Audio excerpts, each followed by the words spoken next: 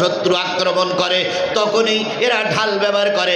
ঠিক আমার দেশের কিছু মুসলমান নামধারী লোক আছে, এরা নির্বাচনের সময় ঢাল স্বরূপ টুপি পরে, দাড়ি পরে, জামা পরে, নামাজ পড়ে।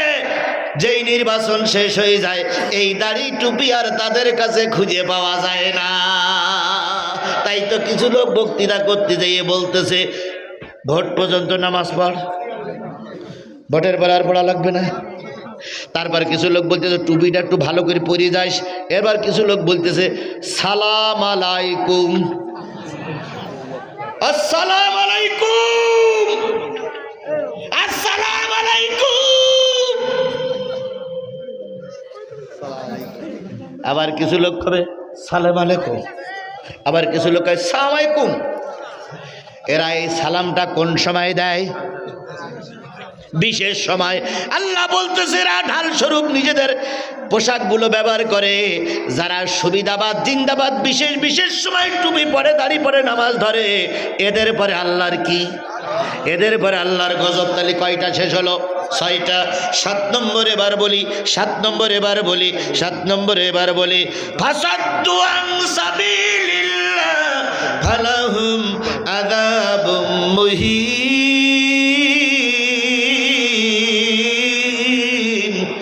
এরা নামাজ পড়ে, এরা জুব্বা গায়ে দেয়, এরা মাথায় পাগড়ি পরে, এরা মসজিদের ইমাম সাহেব হয়ে সাজে, কিন্তু দিন কায়েমের পক্ষে থাকে না। এ জাতীয় লোক আমার সমাজে আছে না নাই? আল্লাহ বলেন যারা দিন কায়েমের পক্ষে থাকবে না তাদের পরও আল্লাহর লানত, তাদের পরও আল্লাহর গজব। তাহলে বোঝা গেল যতদিন বেঁচে আছি এই 7টা দোষ যাদের ভিতরে আছে তাদের দলে থাকা যাবে।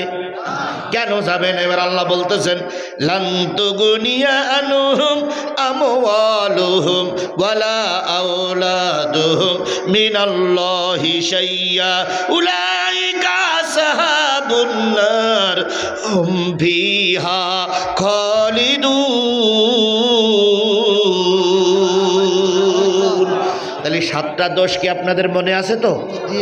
এই 7টা দোষ যদি আমার সিরাজুল ভাইয়ের ভিতরে থাকে, এই 7টা দোষ যদি ইমাম সাহেবের ভিতরে থাকে, এই 7টা দোষ যদি আজিজুল ইসলাম জিহাদির ভিতরে থাকে, লান্তুগুনিয়া আনহুম আমওয়ালুহুম, নিশ্চয়ই তারা মাল দিয়ে, সম্পদ দিয়ে যত ভালো কাজ করবে কোনোটা কাজে লাগবে না।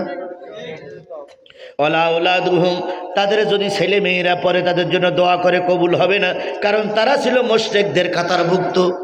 কথা ক্লিয়ার? কথা ক্লিয়ার? তাহলে মাল দান করলে কাজ হবে না, ছেলে মেয়ে ইবাদত বন্দি করলে কাজ হবে না, কাজ হবে না। ফালাহুম আযাবুম মুহিন, তাদের জন্য রয়েছে কঠিন আযাব। ও বন্ধু, এই 7টা দোষ যদি জামাত ইসলামের ভিতর থাকে আগামীতে জামাত ইসলামের দল করা যাবে না। কে নিষেধ করেছে? আল্লাহ। আওয়ামী লীগের ভিতরে এই 7টা দোষ যদি থাকে তাহলে আওয়ামী লীগ করা হারাম। কে নিষেধ করেছে? জাতীয় পার্টির ভিতরে এই 7টা দোষ যদি থাকে তাহলে জাতীয় পার্টি করা যাবে না, নিষেধ করেছেন কে? আর একটা দলের নাম আমি বলবো না, কারণ ওনারা আমার আশেপাশেই ঘুরতেছে ঘুরঘুর করে। ওনাদের ভিতরেও যদি এই দোষটা থাকে আল্লাহ স্পষ্ট নিষেধ করে দিয়েছে আগামী নির্বাচনে ওই দলে থাকা যাবে। তাহলে এই 7টা দোষ যাদের ভিতরে আছে তাদের পক্ষে থাকা যাবে না। কে নিষেধ করলেন? এইবার রাজনীতির একটা কথা বলবো তো, একটা আয়াত মাত্র রাজনীতির কথা। এতক্ষণ যা বললাম সব কোরআন নীতি, রাজনীতির কথা মাত্র কয়টা আয়াত? একটা। ভালো করে খেয়াল করেন। আল্লাহ বলতেছে ওই সেই সূরা নিসা আবার ভিতরে চলে গেলাম। আল্লাহ সূরা নিসার 53 নম্বর আয়াত আল্লাহ বলতেছে আমলাহুম নাসিবুম মিনাল মুলক। হুজুর এতক্ষণ কি বুঝেছেন আমি জানি না, তবে এইটা একটু ভালো করে বুঝেন হুজুর, কারণ এইটা কিন্তু কালকে আপনার কাছে প্রশ্ন করবে যে এই আয়াতটা কোরআন শরীফ আছে না নাই। আম লাহুম নাসিবুম মিনাল মুলক। মুলকুন শব্দের অর্থ কি? রাজত্ব। রাজত্ব, রাষ্ট্র, রাষ্ট্রীয় ক্ষমতা যারা নেবার জন্য চেষ্টা করছে। এই 7টা দোষ যদি তাদের ভিতরে থাকে, আল্লাহ সিরাজগঞ্জের লোকদের জিজ্ঞেস করছে তোমরা কি এই 7টা দোষ যাদের ভিতরে আছে তাদেরকে ক্ষমতায় দিলে নাকি? তাদেরকে ভোট দিয়ে রাজত্ব তাদের হাতে তুলে দিলে নাকি? কে জিজ্ঞেস করছে? আল্লাহ। আমলাহুম নাসিবুম মিনাল মুলক, রাষ্ট্রের কিছু অংশ এমপি হতে গেলে কি পুরো রাষ্ট্রের মালিক হয়? একটা অংশের মালিক হয়। কোন এমপির ভিতরে এই 7টা দোষ থাকলি সেই লোকের তোমরা এমপি বানালে নাকি? যদি বানাও ফাইজাল্লাহ ইয়াতুনান নাসা নাকিরা, ও যা আসবে জাতীয় সংসদে বাজেট হইয়ে সব ওরা খেয়ে ফেলবে। নাকিরা মানে তিল, নাকিরা মানে তিল, তিল পরিমাণ তোমাদের দেবে না, সব ওদের দল আর ওরা অফিসে বসে ভাগ করে খেয়ে ফেলবে। কে বলছে? আল্লাহ। এই জোরে বলেন কে বলছে? তাহলে আল্লাহ সেই আপনি বেশি বোঝেন, আল্লাহ সে আমি বেশি বুঝি? তাহলে আল্লাহ স্পষ্ট করে বললেন আগামী নির্বাচনে 12 তারিখের নির্বাচনে এই 7টা দোষ যাদের ভিতরে আছে তাদেরকে সাপোর্ট করা যাবে না। বাংলা কথা বলে দিয়ে গেলাম। আমি আশা করি সিরাজগঞ্জের মানুষেরা 12 তারিখের জবাব দেবে ইনশাআল্লাহ। আমি আপনাদের সামনে কথা দিয়ে গেলাম, কোরআনের রাজ প্রতিষ্ঠা করতে গেলে কয়টা আসনের দরকার? বাংলাদেশে কোরআনের রাজ প্রতিষ্ঠা করতে গেলে কয়টা আসনের দরকার? 151টা আসনের ভিতর থেকে আমি আমার সাতক্ষীরার থেকে 4টি আসন কোরআনের জন্য দেব বলে কোরআন শরীফ আওদা করে গেলাম ইনশাল্লাহ। আমার সাতক্ষীরা 4টি আসন আমি কোরআন শরীফ দেবো ইনশাল্লাহ। বাকি গোটা জেলায় সফর করে বেড়াচ্ছি, গোটা জেলায় সফর করেছি। কালকে রাজবাড়ি ছিল, আজকে এখানে যাচ্ছি, আগামীকাল বাগেরহাটে আমার মাহফিল।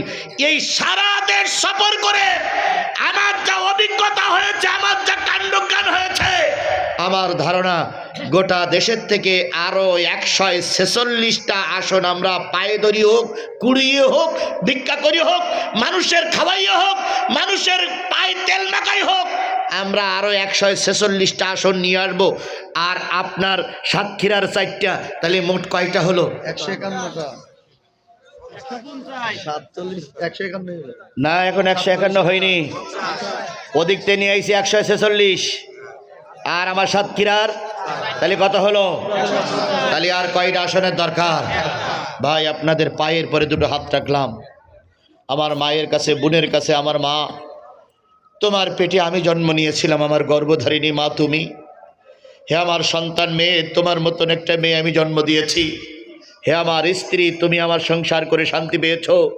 সকল মা বোনদের পায়ের পরে দুটো হাত রাখলাম, সকল ভাইদের কাছে করজোরে দুটো পায়ে ধরে একটা দাবি করে গেলাম, আগামী সমর্থনটা যেন কোরআনের পক্ষে হয়। আপনারা কি এই আসনটা কোরআনকে দিতে পারবেন? আপনারা কি এই আসনটা কোরআনের দিতে পারবেন? আপনারা এই আসনটা কি কোরআনের উপহার দিতে পারবেন? তাহলে সাদা কাগজে লিখে নিয়ে যান, আগামী দেশ হবে কোরআনের দেশ, আগামী গণভবন হবে কোরআনের গণভবন, আগামী সংসদ হবে কোরআনের সংসদ। আল্লাহু আকবার। সংসদে চলো। আল্লাহ আমাদের যেন কোরআনের দেশ দেখার তৌফিক দান করে। আমি কিন্তু সিরাজুল ভাইয়ের নাম্বার আমার কাছে আছে, আমি কিন্তু সিরাজুল ভাইয়ের কাছে ফোন দেবো ওই দিন, ভাই আপনার অবস্থা কি? মজদু ভাইয়ের কাছে ফোন দেবো, আপনার অবস্থা কি? যদি আপনারা অবস্থা বেগতিক করেন তাহলে কিন্তু আমার মনটা খুবই খারাপ হয়ে যাবে, আল্লাহ রসুল অসন্তুষ্ট হয়ে যাবে।